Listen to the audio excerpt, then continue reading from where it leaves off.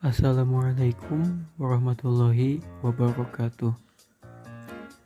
Perkenalkan, nama saya Ihsan Ramadan dari kelas Kimia A dengan NIM 1207040034. Pada kesempatan kali ini, saya akan mempresentasikan mind mapping saya yang berjudul golongan 13 atau ikosagen. Golongan 13 atau golongan ikosagen. Ikosagen diambil dari kata ikos yang berarti 20, disebabkan karena alotrop pada unsur boron membentuk struktur ikosahedron, yakni memiliki 20 sisi. Selain disebut dengan golongan ikosagen, golongan 13 ini juga disebut dengan golongan triel. Tri yang berarti 3 dan L yaitu elemen yang berarti unsur, yang berarti unsur dengan 3 elektron valensi atau unsur pada golongan 3A. Pada golongan 13 atau golongan ikosagen ini terdiri dari unsur boron, aluminium, gallium, indium, thallium, dan nihonium. Selain boron, unsur-unsur golongan ikosagen ini atau golongan 13 ini merupakan logam yang ditemukan di alam dalam bentuk mineral bumi. Boron dapat ditemukan dalam mineral rosorit dan juga tinkal. Aluminium dapat ditemukan dalam mineral bauksit berupa gibesit, boehmit, dan diaspor. Gallium dapat ditemukan dalam mineral diaspor, sphalerite, dan juga germanit.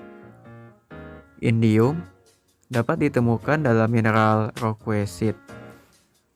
Thallium dapat ditemukan dalam mineral krokesit dan juga hutchinsonite.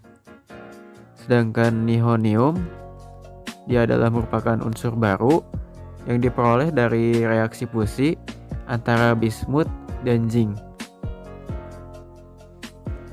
Sifat dari golongan 13 atau golongan ikosagen ini, dia itu padat, lunak, umumnya berbentuk logam kecuali boron. Golongan 13 ini juga atau golongan ikosagen ini disebut juga dengan unsur logam miskin karena tingkat kekerasan dan titik lebur yang relatif rendah dibanding logam lainnya dalam tabel periodik unsur. Selanjutnya ke proses pembuatan. Boron dapat diperoleh melalui reduksi halida dengan penambahan H2. Aluminium dapat diperoleh melalui proses Hall-Héroult, yaitu pelarutan alumina dan elektrolisis. Gallium dapat diperoleh melalui produk sampingan, yaitu proses Bayer dan resin penukar ion. Indium dapat diperoleh melalui produk sampingan, yaitu peluburan zinc dan elektrolisis. Thallium dapat diperoleh melalui produk sampingan, yaitu peluburan biji dan elektrolisis.